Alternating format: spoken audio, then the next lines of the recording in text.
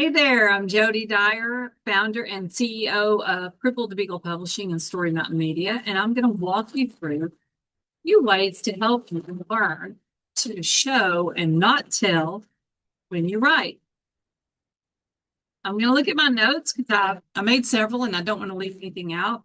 This is a common problem that writers face, especially first-time authors, but it's something that you can train yourself to avoid and use to really improve your writing. So let's get started. I'm going to share my screen and walk you through a few slides.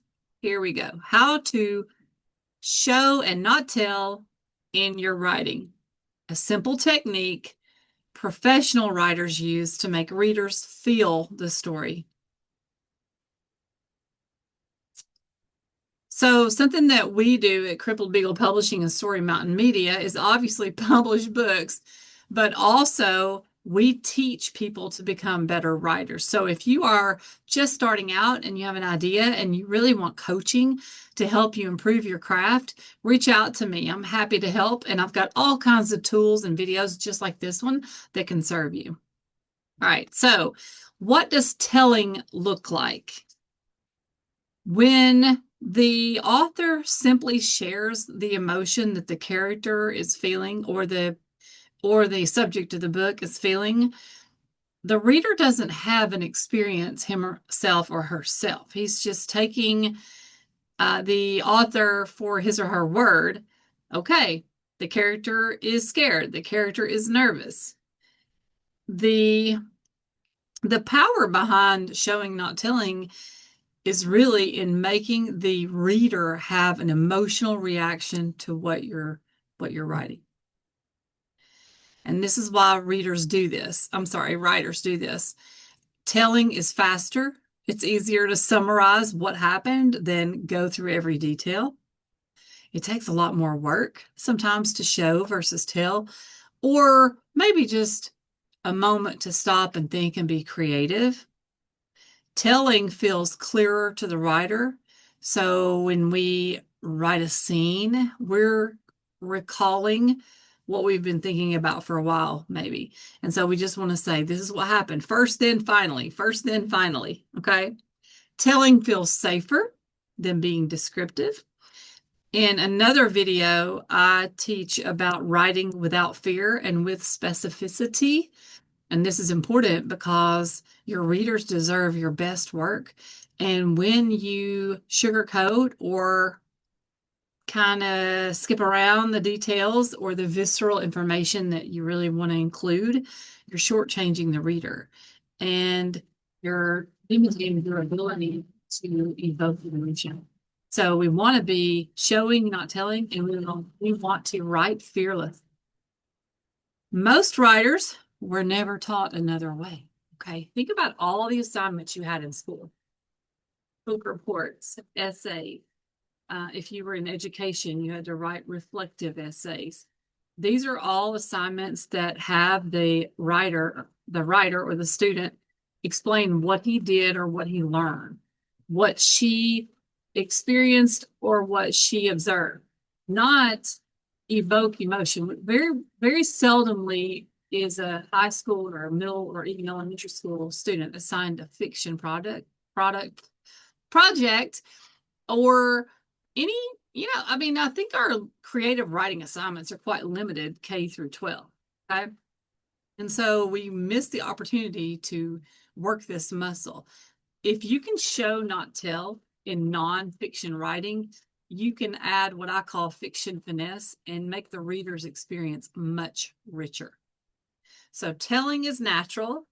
Oh my gosh, you're not going to believe what happened. This is what happened.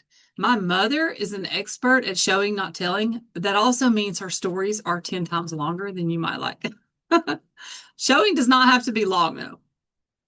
Okay, so this is a 3-step method that professional writers use to conquer this demon. First, name the emotion that you want the reader to feel or that the character is experiencing because you want the reader to relate to the character. Okay. So don't write the emotion word on the page. So in your mind, you're thinking, okay, She was nervous. He is angry. She is relieved. He was ashamed. Then choose one observable detail. When you see somebody who is nervous, what does that look like? What's her body language? What does she say? Where does she go? What are the physical characteristics or habits? When I'm nervous or when I have to concentrate, something I do is put my hair up in a ponytail. It's weird. I know. I also push up my sleeves. A lot of people do that. I'm getting down to work. I'm going to push up my sleeves and pull up my hair. No distractions. I don't say I am here concentrating, but if you see me with my hair up and my sleeves back, probably I'm concentrating. Okay.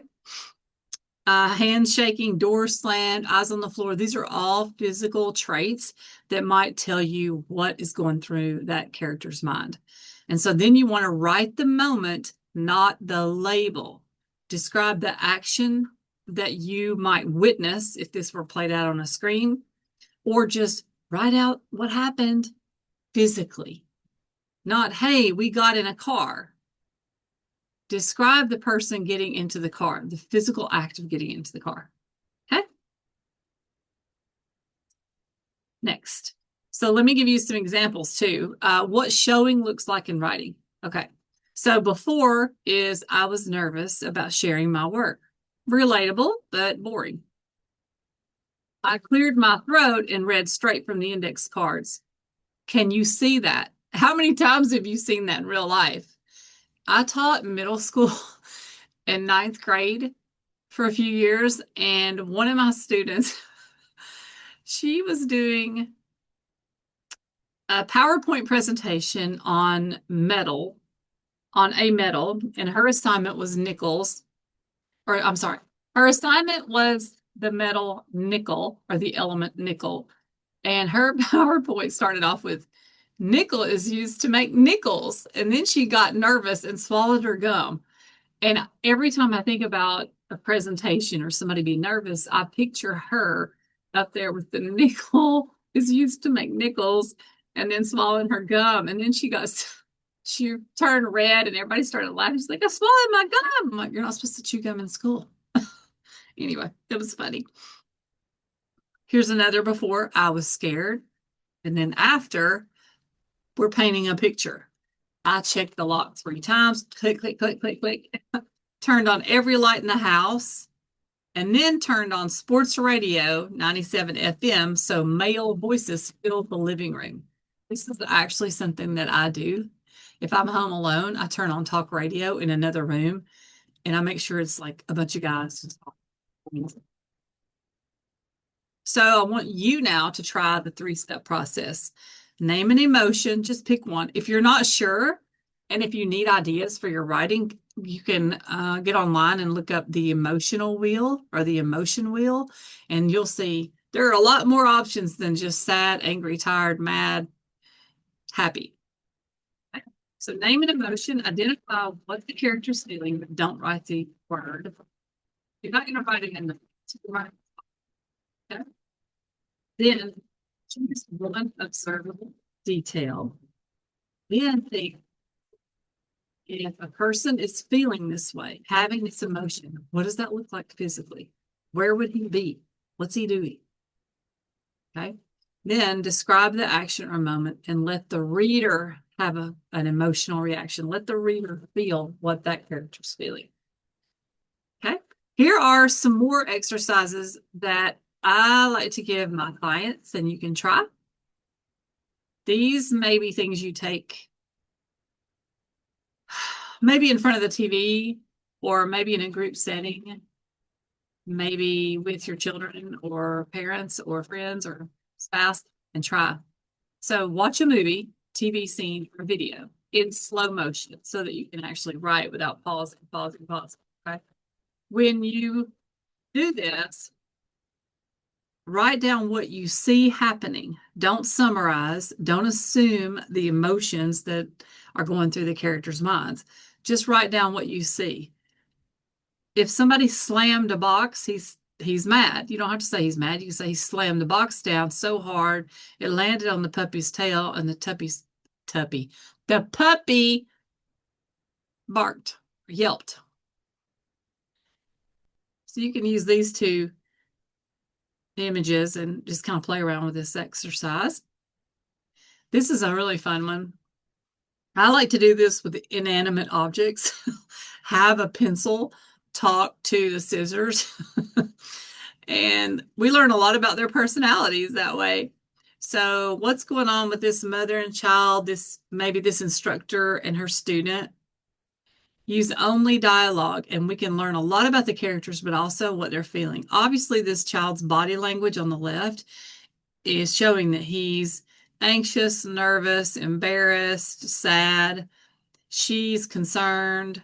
She's loving. There must be close because she's touching him like a mother would, or maybe that's a big sister. And then on the right side, I think that she's proud of him. So I'm going to say proud as the emotion, but I'm not going to use the word proud in the dialogue. Or she could say, wow, you've come a long way. I am incredibly proud of how well you're playing this song. But try not to use the emotion. Just use words. I mean, try not to use the emotional word. Just use other words. Okay? This is something we used to do in school. Pretend you're guiding someone who is sight impaired and want him to have the full experience of what you're seeing. You really love this person, and you're in Hawaii for the first time ever, and the colors are amazing, and you can hear the ocean, and you're watching people, I don't know, what do they do? Surf there and slice pineapples and eat them. I've never been, but describe to that person in such a way that he has the full experience or as close to it as possible with all the other senses and what you are seeing.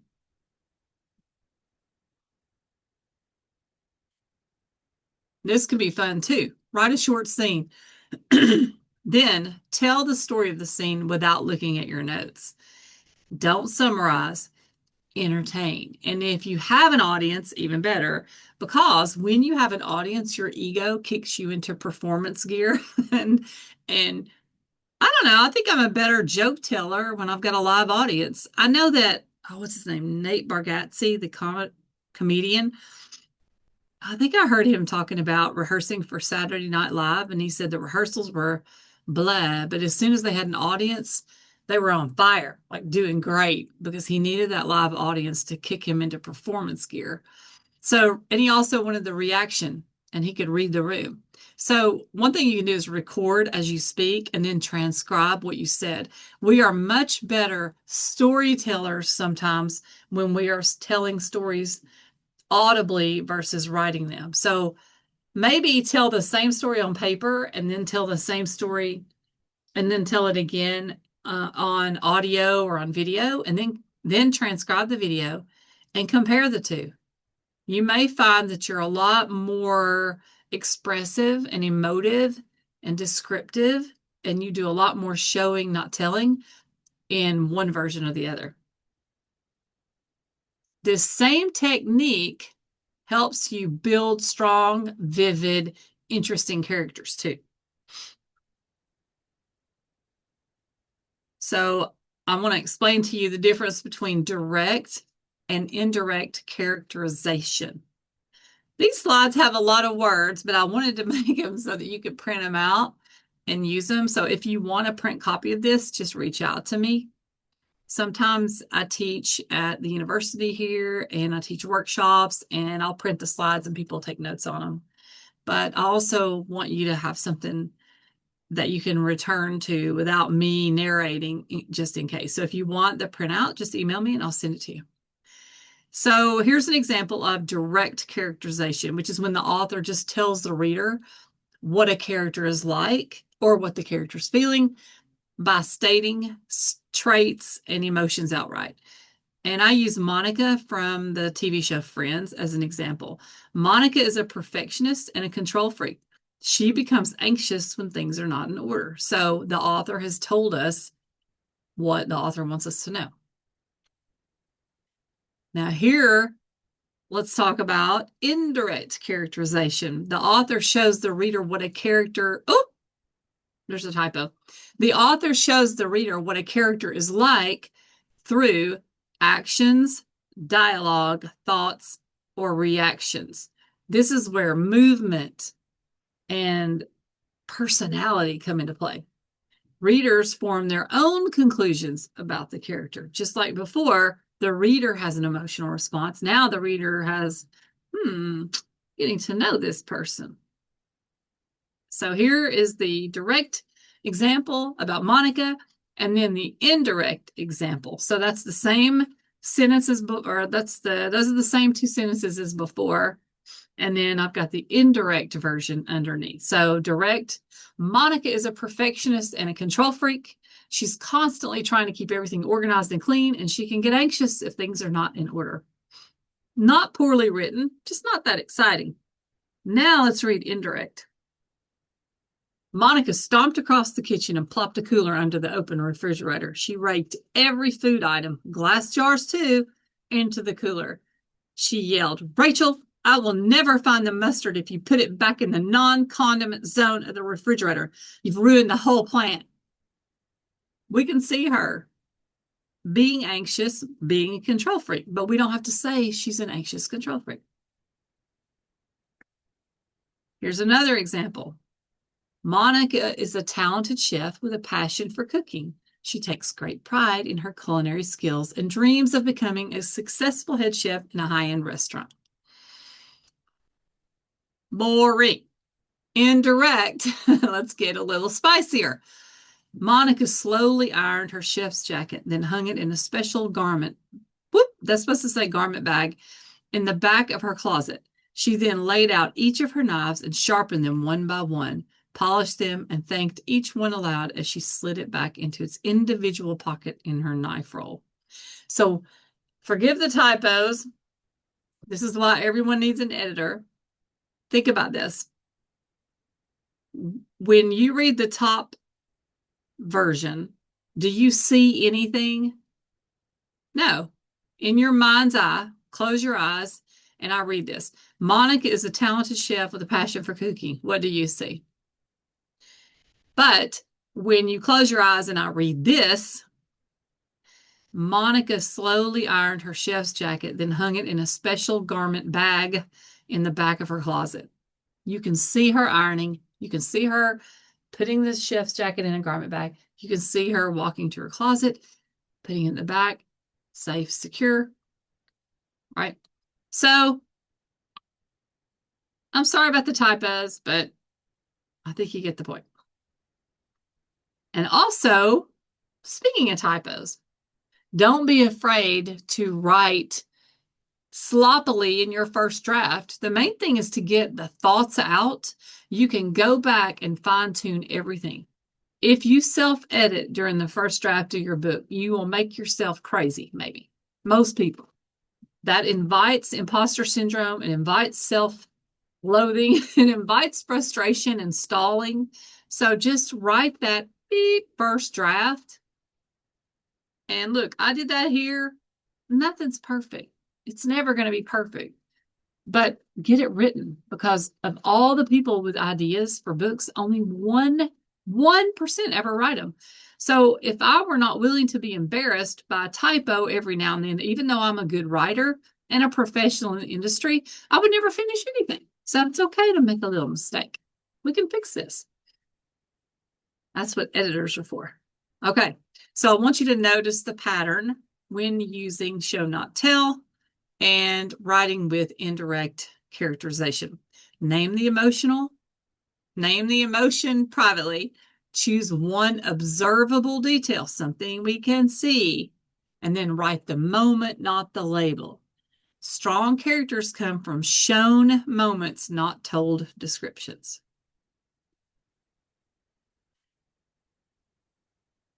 So I want you to try it with this, okay?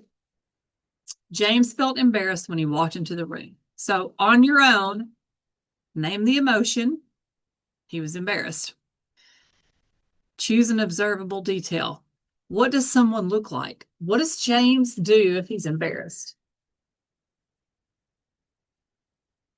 Get creative. You can brainstorm using the 5 senses too. That's something I do. I'm like, okay, what would I smell if I'm embarrassed? Sweat. I don't know. Embarrassed. Maybe I drown my embarrassment in a margarita and I smell lime and salt and tequila. What do I see? A big crowd looking at me, the teacher, my mother. Where am I when I'm embarrassed? Not my mother. What do I hear? Maybe people get embarrassed when they're successful. Maybe clapping embarrasses them. Who knows? What are the five senses? Sight, hearing, let's see, hear, smell, feel, taste. Taste. So choose one of those observable details about James and then write the moment off.